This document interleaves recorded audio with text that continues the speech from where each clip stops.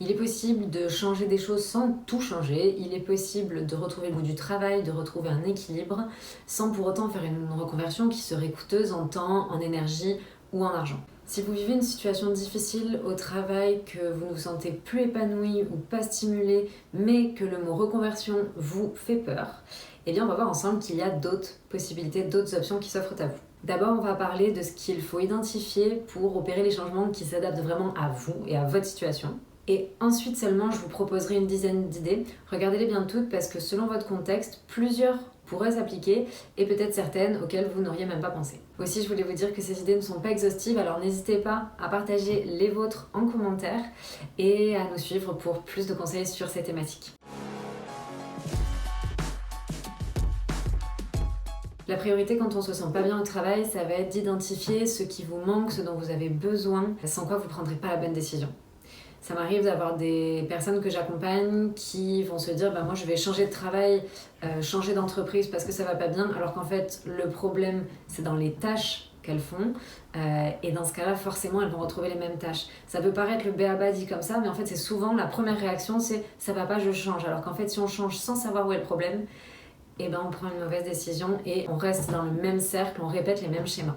Donc demandez-vous, est-ce que ce sont vos tâches qui vous posent problème, qui vous ennuient? Est-ce que le problème est relationnel? Est-ce que ce qui vous dérange, c'est le manque de stimulation, c'est l'ennui? Est-ce que ce qui vous dérange, c'est le manque de concret, le manque d'impact dans votre travail? L'impression de ne pas évoluer, ou bien le manque de créativité, ou de fun, ou de rire, d'esprit d'équipe? Ou alors ça peut être aussi du coup le manque d'indépendance et d'autonomie, le fait que vous ne soyez pas décisionnaire. Voilà, il peut y avoir tout ça et peut-être même d'autres choses qui pourraient vous manquer et dont vous pourriez avoir besoin. Alors ça, ce sont les questions à vous poser. Ce sont des points qu'on aborde en bilan de compétences, mais sachez que vous pouvez aussi déjà commencer à vous poser ces questions-là de votre côté, ou le faire avec un coach, un thérapeute ou des proches. Alors attention quand même à poser ces questions avec les proches parce qu'ils pourraient vous transmettre des peurs ou des envies qui ne sont pas nécessairement les vôtres. Donc attention à bien poser le cadre quand vous avez ce genre de discussion avec vos proches. Je ferme la parenthèse là-dessus. Donc ensuite, là, moi, je vais vous proposer des solutions qui vont être adaptées à différents cas. Donc prenez bien le temps de les regarder toutes et de vous questionner en amont, surtout, comme je viens de le dire. Donc maintenant que vous avez réfléchi sur les problématiques, vous comprendrez bien que toutes les solutions ne s'adapteront pas à vous et à votre contexte. Et bien sûr, votre solution à vous, peut-être que c'est pas un des 10 points, peut-être que c'est un combiné de plusieurs, mais voilà, piochez, n'hésitez pas à construire quelque chose qui serait sur mesure pour vous. Alors parmi les solutions communes qu'on entend souvent, il y a bien sûr la reconversion. Mais la reconversion, c'est pas pour tout le monde. Tout le monde n'est pas prêt ou prête à passer 1 an, 2 ans à refaire un CAP, un BTS, un bac pro, un master, un doctorat. On avait d'ailleurs recueilli le témoignage d'une femme qui avait repris ses études de médecine à près de 30 ans. Vous pouvez regarder son témoignage dans le lien qui s'affiche en haut. Ça, c'est sûr, c'est pas pour tout le monde. Selon les contraintes de chacune, on peut bien comprendre que certaines personnes aimeraient aller mieux au travail sans nécessairement passer par là. Donc voilà, la reconversion, c'est pas pour tout le monde. Ça peut demander un certain temps ou de l'argent que vous n'avez peut-être pas ou pas envie de mettre là-dedans. Bref, c'est pas le sujet puisqu'on a dit justement pas de reconversion. Alors quelles sont les autres solutions ? On va passer aux idées, désolé d'avance pour les termes potentiellement barbares et anglicismes que je vais employer. Je vous expliquerai tout en détail évidemment. C'est parti. Idée numéro 1, ça peut être d'évoluer en interne dans votre boîte, donc de changer de métier sans changer d'entreprise, donc pas d'insécurité. Évoluer en interne, ça peut être de manière transversale sur un autre type de poste. Par exemple, je suis à la communication et je vais passer au support ou je vais passer au produit. Donc ça, il y a des entreprises, des grandes entreprises qui le permettent. Ou alors, ça peut être aussi évoluer vers du management. Attention à ça, il faut bien cadrer là aussi pourquoi est-ce que vous voulez faire du management, pourquoi est-ce que vous voulez faire ce nouveau poste, en quoi ça répondra à vos besoins. Si justement c'est une problématique de vos tâches, vous avez envie de les renouveler, vous avez envie d'apprendre autre chose, ça peut bien y répondre.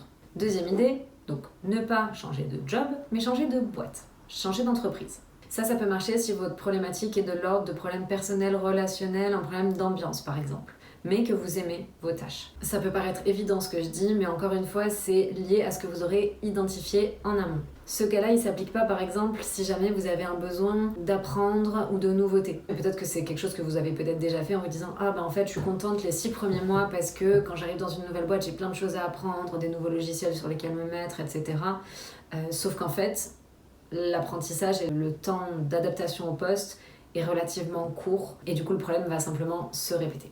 Donc cette solution s'adapte aux personnes qui aiment les tâches qu'elles ont au quotidien mais qui ne sont simplement plus bien dans le contexte actuel de leur société. Là, ça fonctionne. Si le problème c'est l'autonomie ou le cadre, une autre possibilité, une autre option, ça peut être de se mettre à son compte.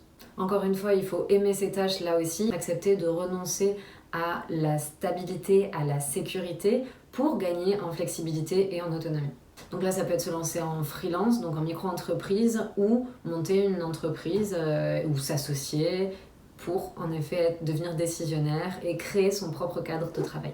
Si le problème, c'est une surcharge de travail, le quiet quitting, vous avez peut-être entendu parler de ce terme, c'est le fait de se désinvestir émotionnellement et de faire le minimum. Quand je dis le minimum, ça veut pas dire ne pas travailler, se désinvestir, c'est vraiment se désinvestir émotionnellement et faire ce qu'on nous demande sans essayer de faire davantage et de se dévouer. C'est simplement faire ce pourquoi l'on a été embauché. Souvent, on a peur des conséquences et en fait, c'est purement hypothétique. Quand on se respecte et qu'on respecte son temps, on est finalement beaucoup plus respecté, mais j'y reviendrai.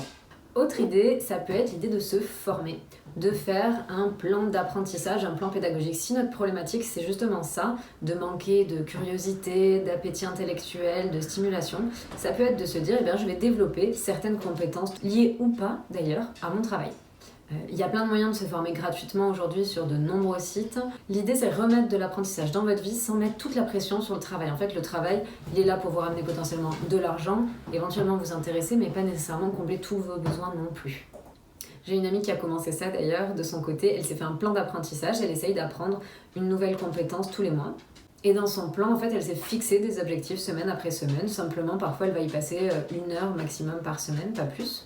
Mais à la fin du mois ou à la fin de l'année, elle va vraiment avoir gagné en apprentissage, elle va avoir nourri son cerveau et être plus épanouie in fine. Si votre problème c'est la question du sens, vous pouvez choisir de faire par exemple du bénévolat en association. En fait, de mettre du sens ailleurs. De vous dire mon job est là pour me ramener de l'argent, pour faire ce que je veux, j'ai besoin de temps. Et à côté de ça, finalement, je vais mettre du sens dans ma vie en allant aider, si par exemple c'est ce que je veux faire, dans telle association. Ou trouver votre sens dans votre vie personnelle. Mais voilà, encore une fois, le travail n'a pas besoin de répondre à tout ce que vous voulez accomplir dans votre vie. Si le problème c'est le manque de fun, eh bien vous pouvez rajouter du fun à côté. C'est-à-dire créer un side project, rentable ou non, qui va vous ramener de l'argent ou pas. Mais quelque chose dans lequel vous pourrez mettre votre créativité. Ou si vous avez envie d'entreprendre mais que vous n'êtes pas sûr de ce que ça pourrait donner, de vous lancer à faire des massages ou à donner des cours de yoga. Par exemple, ça, vous pourrez le faire à côté de votre travail, le temps de développer votre activité. Et soit vous le gardez à côté parce que ça vous permet d'avoir la stabilité et le fun à côté, ou bien ça vous permet aussi de faire grossir petit à petit votre side project qui devient un projet majeur et votre principal projet. Ça peut être un moyen d'allier sécurité et passion. Vous pouvez vendre des aquarelles, lancer un podcast, faire des tableaux de fleurs séchées, proposer des services à la personne, proposer des services de bricolage dans votre quartier, ou bien vendre des gâteaux et des pâtisseries.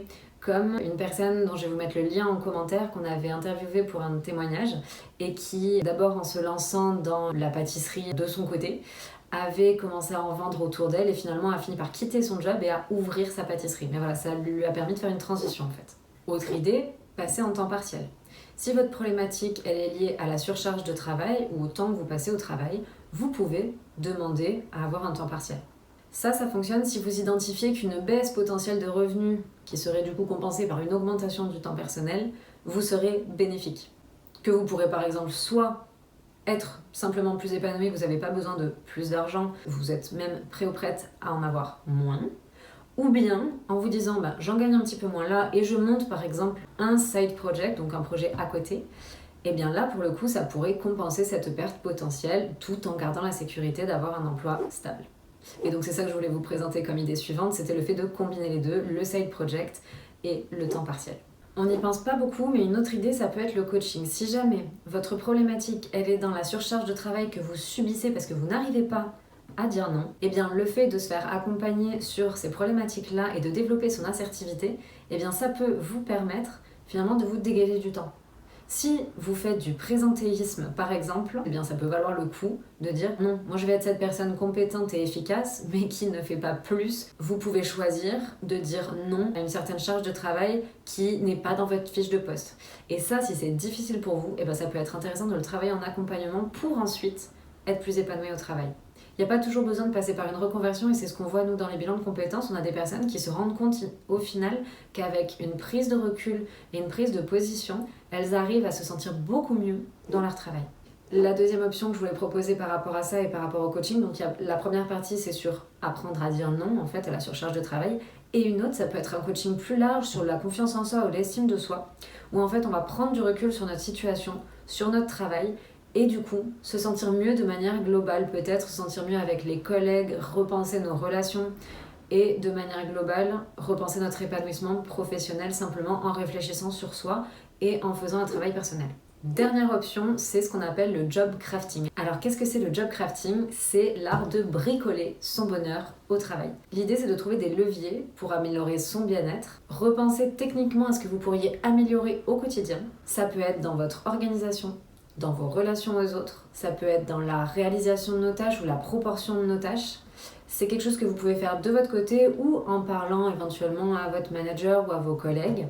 Je vais vous donner des exemples tout de suite. Ça peut être le fait de, si vous travaillez au bureau, de modifier physiquement votre place au bureau. Ça peut changer énormément de choses. D'être par exemple contre un mur plutôt que d'être dos à une salle. Ça peut être aussi ritualiser des moments d'échange. C'est-à-dire se dire, tous les jours, je vais prendre 5 minutes pour parler vraiment avec un de mes collègues. Et à chaque fois quelqu'un de différent. Et écouter vraiment. Ou je vais me challenger et gamifier certains petits objectifs. En fait, des solutions de job crafting, il en existe autant que ce que vous pourriez imaginer. Moi, dans mon dernier job, une des options que j'avais choisies, ça avait été d'amener mon chien au travail. Alors, ça a été le fruit d'une longue négociation de plusieurs mois, mais j'ai réussi et c'est sûr que ça me changeait la vie. En fait, là, le job crafting, ça va être vraiment de se poser, de regarder techniquement ce que vous pouvez améliorer et de mettre des petits indicateurs de changement pour aller mieux globalement. C'est assez efficace, mais donc voilà, ça prend quand même un temps de réflexion et de prise de recul. Si vous n'avez pas à le faire seul, c'est aussi quelque chose que vous pouvez faire de manière accompagnée. Toutes ces solutions, elles ont été adoptées par bon nombre de nos clientes à l'issue du bilan de compétences. L'idée, c'est de trouver là où les vôtres et de les adapter à votre contexte. Si vous avez des questions ou des idées, n'hésitez pas à les noter en commentaire, je me ferai un plaisir d'y répondre. Et si vous en voulez davantage, pensez à nous suivre, à vous abonner. C'est important, ça nous aide beaucoup à produire d'autres contenus pour aider d'autres personnes qui ne seraient pas bien dans leur vie professionnelle. Et d'ailleurs, si vous ressentez le besoin de vous faire accompagner vraiment de manière personnalisée, n'hésitez pas, on pourra en parler ensemble en session découverte, de voir si vous auriez besoin d'un accompagnement en bilan de compétences ou pas. Donc ça, c'est offert, gratuit et sans engagement. Vous retrouverez les liens en commentaire, donc n'hésitez pas à réserver une session découverte.